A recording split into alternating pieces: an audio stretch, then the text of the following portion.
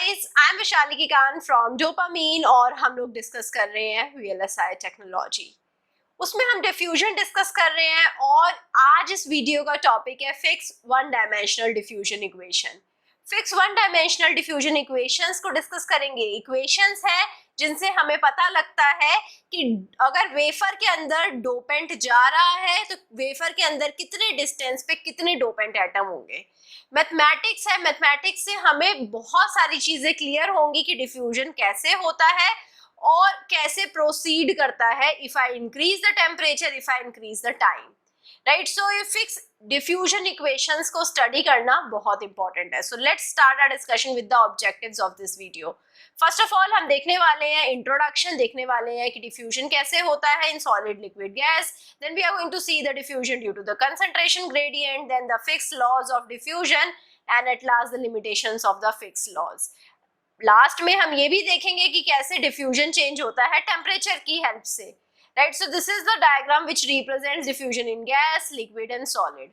हमें पता है जो सॉलिड में जो एटम्स होते हैं वो बहुत ज्यादा बाउंडेड होते हैं, इलेक्ट्रॉन्स एटम्स बहुत ज्यादा बाउंडेड होते हैं, राइट। सो वो उनमें जो वाइब्रेटिंग पावर होती है, वाइब्रेशंस होती हैं, वो बहुत कम होती हैं। They can not move from one location to another, atoms are so tightly bound in the solids, right. तो यहाँ पर ये जो स्ट्रक्चर है सॉलिड का स्ट्रक्चर है, लिक्विड में थोड़े कम टाइटली बाउंड होते हैं और the gases have more random motion. Gases के अंदर जो दो एटम्स हैं उसके बीच के अंदर अट्रैक्टिव फोर्स कम होता है जिसकी वजह से ये आपस में घूमते रहते हैं, राइट। सो उनके बीच में जो अट्रैक्टिव फोर्स है वो बहुत कम होता है। सो सॉलिड, लिक्विड और गैस समझ आ चुका होगा। Now coming to the process of diffusion, यहाँ पर इस फिगर में हमें process of doping silicon with phosphorus समझ आ रहा है। अगर सिलिकॉन को फास्फोरस से डोप करा तो किस टाइप का सेमीकंडक्टर बनेगा? एन टाइप का सेमीकंडक्टर। इस प्रोसेस में हम क्या करते हैं, सबसे पहले फास्फोरस रिच लेयर को सिलिकॉन के ऊपर हम डिपॉजिट करते हैं, बेसिकली ऑक्साइड को डिपॉजिट करते हैं, उसको हीट करते हैं, देन ड्राइविंग स्टेज आ जाता है। ड्राइविंग स्टेज में जो हमारे पास फास्फोरस है वो ड्राइव इन हो जाता है और यहाँ पर आप देख पा रहे हैं हमारे पास डोप्ड रीजन बन जाते हैं, राइट। सो ये चार हमारे पास डोप्ड रीजन बन गए हैं। ये पूरी प्रोसेस है डिफ्यूजन की। अब इसको मैथमेटिकली समझने के लिए एक पैरामीटर बहुत इंपॉर्टेंट है जो कि है फ्लक्स। फ्लक्स क्या होता है? फ्लक्स होता है कि कितने मॉलिक्यूल्स और कितने एटम्स चेंज हुए, अपनी लोकेशन से चेंज हुए पर unit area per unit time. So dm upon a into dt, so that is my flux J। अब इसकी यूनिट क्या होगी? kg per metre square into second. मास की क्या है यूनिट? मास की यूनिट है kg या फिर it can be atom as well, right. So kg per metre square second, area की मीटर स्क्वायर, टाइम की second. So kg per metre square second और atoms per metre square second, ये दो units हैं flux की, right. It's a directional quantity. हमें flux के साथ हमेशा डायरेक्शन मेंशन होगी, इट्स अ वेक्टर क्वांटिटी। तो अब हमें ऑलवेज वी नो कि ये जो अगर एटम है किस डायरेक्शन में मूव कर रहा है, राइट साइड मूव कर रहा है, लेफ्ट साइड मूव कर रहा है। तो आप देख पा रहे हैं कि हर एटम के साथ उसके डायरेक्शन दिखाया गया है और ये जो डायरेक्शन की हेल्प से हमें फ्लक्स पता लगता है। So we have a unit area through which atom move, और उस यूनिट एरिया के थ्रू जितने एटम्स मूव कर रहे होंगे, मास मूव कर रहा होगा, and unit time, it is telling me what is flux, right. So अब फिक्स लॉ को समझते हैं। As a definition, random motion lead to net mass flux when the concentration is not uniform. हमें पता है कि जब कंसंट्रेशन यूनिफॉर्म नहीं होगी, हायर और लोअर कंसंट्रेशन होगी, तो नेट मास फ्लक्स होएगा, मास फ्लो होएगा, एटम्स फ्लो होएंगे from one direction to another, from higher concentration to the lower concentration, there is a net mass flux. Equalization concentration is a consequence, not the cause of diffusion. तो जैसे जैसे ये मेरा higher concentration है, ये मेरा lower concentration है, यहाँ से हायर कंसंट्रेशन से लोअर कंसंट्रेशन में एटम जाते जाएंगे तो क्या होएगा? कंसंट्रेशन इक्विलाइज होता जाएगा। It's a consequence, it's not a cause of diffusion. अब जो फ्लक्स है उसकी यूनिट है मास और मोल और वॉल्यूम डिवाइडेड बाय डिस्टेंस पर time, right. So flux has a unit of mass और मोल और वॉल्यूम डिस्टेंस पर time, right. And diffusion coefficient has a unit of distance square पर टाइम। अब ये हम देखेंगे, सारी यूनिट्स को डिटेल में अंडरस्टैंड करेंगे and with the help of fix first law हमें समझ आ गया है कि J is given as minus di dci by dx। कैसे हम फ्लक्स को डिनोट करेंगे? फ्लक्स को डिनोट करने का एक तरीका तो ये है, flux is 1 upon a dm by dt, and the second parameter is flux is minus di. Di is the diffusivity or diffusion constant, del ci upon del x, कितना कंसंट्रेशन ग्रेडियंट है उस पर हमारा फ्लक्स डिपेंड करता है, because जितना concentration gradient रहेगा उतना ही तो एटम्स मूव करेंगे, राइट? अगर मेरे पास ज्यादा कंसंट्रेशन ग्रेडियंट है, अगर आप समझ रहे हैं वाटर को इस हाइट से मूव करना है नीचे, सो वाटर बहुत फास्ट मूव करेगा। अगर वाटर को इस हाइट से नीचे मूव करना होगा, वाटर के फ्लो करने की स्पीड कम हो जाएगी, इस हाइट में ज्यादा वाटर का मास फ्लो कर जाएगा, तो यहाँ पर आई कैन से कि फ्लक्स ज्यादा होएगा। इस केस में कम वाटर फ्लो करेगा तो इस केस में फ्लक्स कम होएगा। तो कंसंट्रेशन ग्रेडियंट पे डिपेंड करता है, और एक्चुअल में क्या है, the mass of the atoms moved per unit area per unit time, right? So Fick's first law की इक्वेशन है ji is equal to minus di del ci by del x। j क्या है, rate of transfer of solute per unit area, और diffusion flux, flux के बारे में हमने देखा था, इसका फॉर्मूला भी देखा था। c क्या है, concentration of solute is a function of x and t only. x क्या है, coordinate axis in the direction of solute flow, the axis, the coordinate axis is x, और t is the diffusion time, d is the diffusivity जिसे diffusion constant भी बोलते हैं। अब Fick's law की statement पर आए तो it's the local rate of transfer of solute per unit area per unit time, and it is proportional to the concentration gradient of the solute. तो ये क्या था actually, del m upon a del t, right? So minus di dci upon dx क्या है, the local rate of transfer of solute per unit area per unit time, it is proportional to the concentration gradient, it is proportional to the concentration gradient of the solute, and defines the proportionality constant as diffusivity. This is the proportionality constant. The negative sign shows the flow towards the lower concentration of the solute। यहाँ पर एक negative sign भी है, negative sign से हमें पता लगता है जो flow हो रहा है higher concentration से lower concentration हो रहा है, right? Opposite the concentration gradient जो है हमारा flow हो रहा है, right?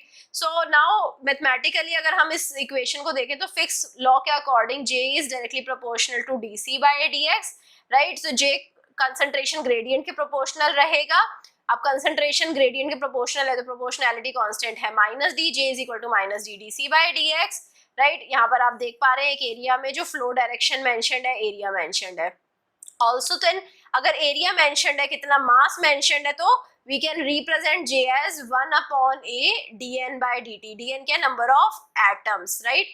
So dn upon a dt is equal to minus d dc by dx। अब इसको rearrange करा तो dn by dt क्या आ जाएगा, minus da dc by dx। so j क्या था, mass per unit area per time, and it can be represented as atoms per meter square second। Unit तो हम ऑलरेडी देख चुके हैं। अब change in the number of atoms is minus da dc by dx, it depends upon diffusivity, और area पे depend करता है, कंसंट्रेशन पे डिपेंड करता है, कितने एटम्स मूव कर रहे हैं हायर कंसंट्रेशन से लोअर कंसंट्रेशन में, ये बताता है dn by dt in a given time, it is dependent upon diffusivity, area and the concentration gradient। तो जितना ज्यादा कंसंट्रेशन ग्रेडियंट होगा ऑब्वियसली ज्यादा एटम्स मूव करेंगे, जितना ज्यादा एरिया होएगा ऑब्वियसली ज्यादा एटम्स मूव करेंगे, और डिफ्यूजिविटी जितनी ज्यादा उतने ज्यादा एटम्स मूव करेंगे।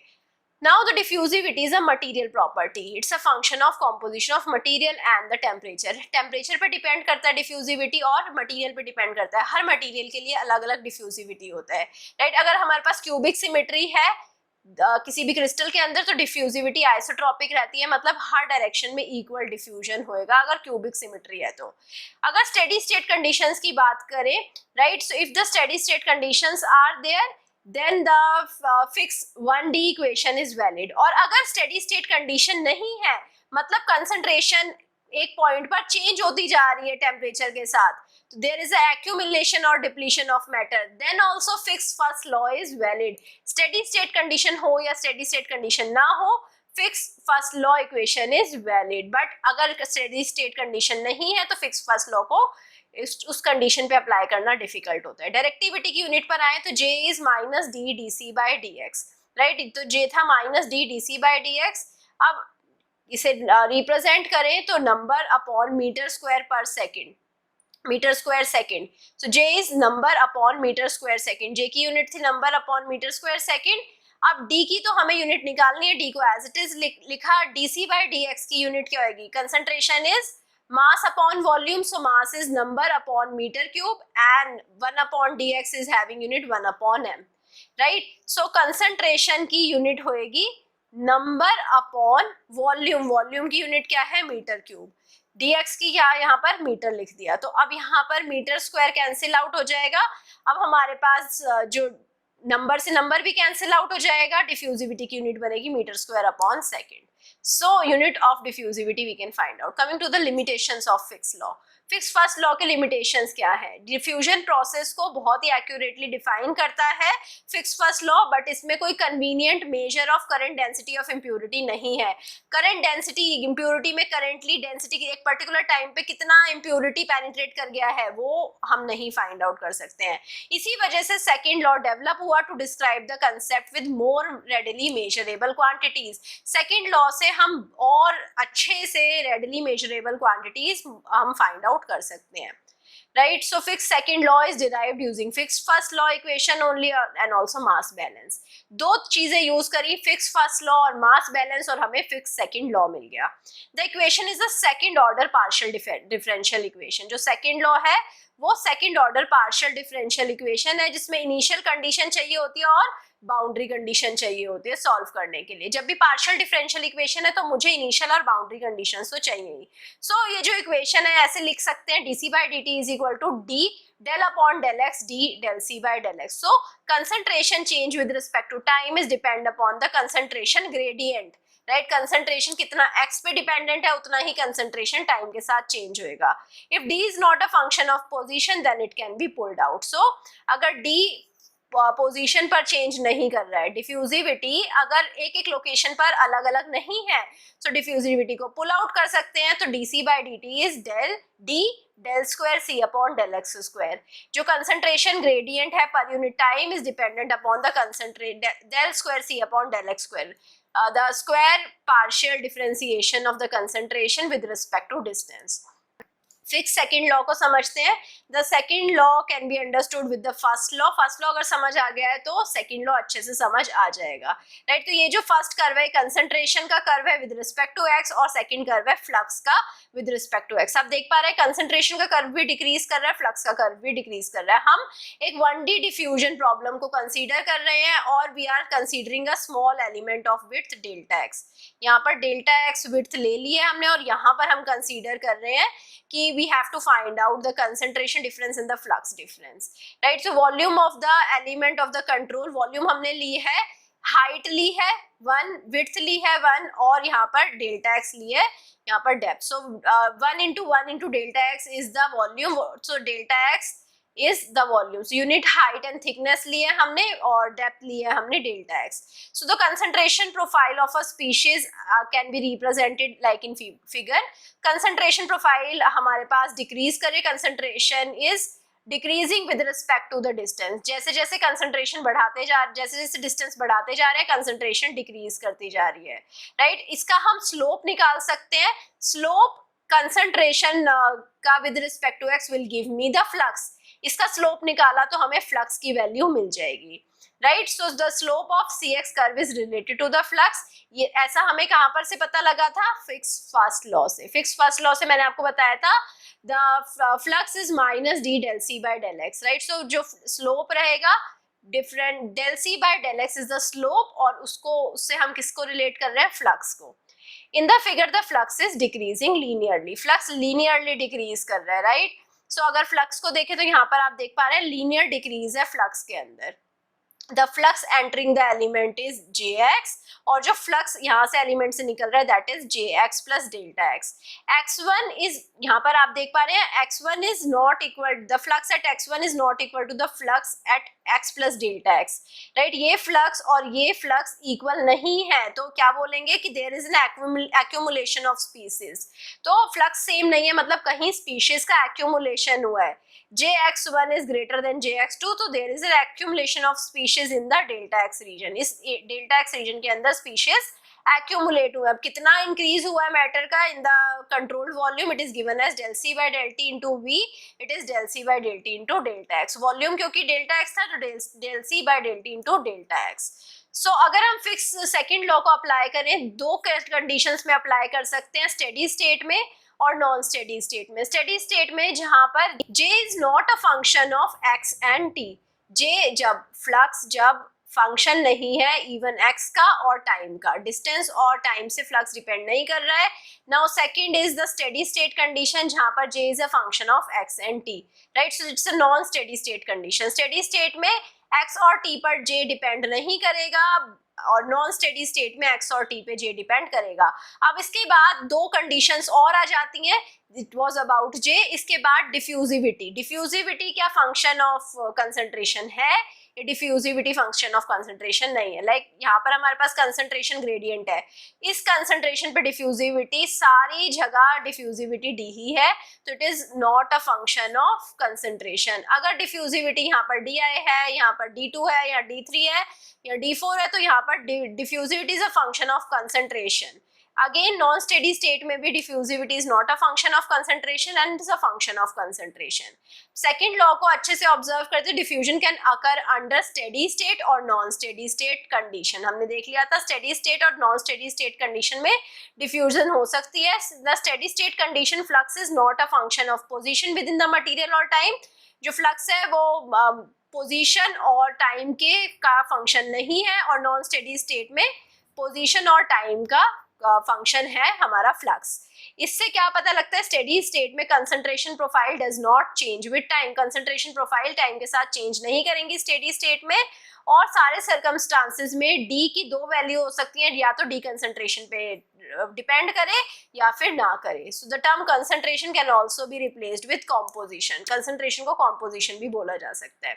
स्टेडी स्टेट की बात करें तो हमारे पास दो इक्वेशंस आएगी. एक तो स्टेडी स्टेट की बात करें तो dc by dt is minus del j by del x, right, and it is equal to 0.